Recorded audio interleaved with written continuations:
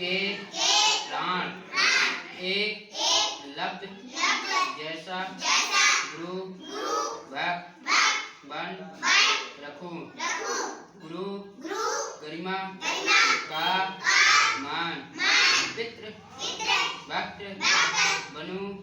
Server जैसा महान माता पिता का रखूं ध्यान। भगवान की गोदी में बैठूं और बनूं मैं गुरु समान।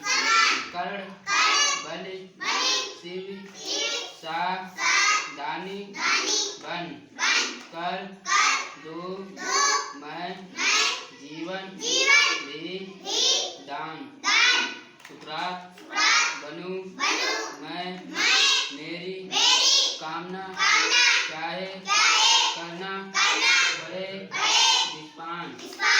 अपने प्यारे महान देश का करता हूँ सदा गुणगान।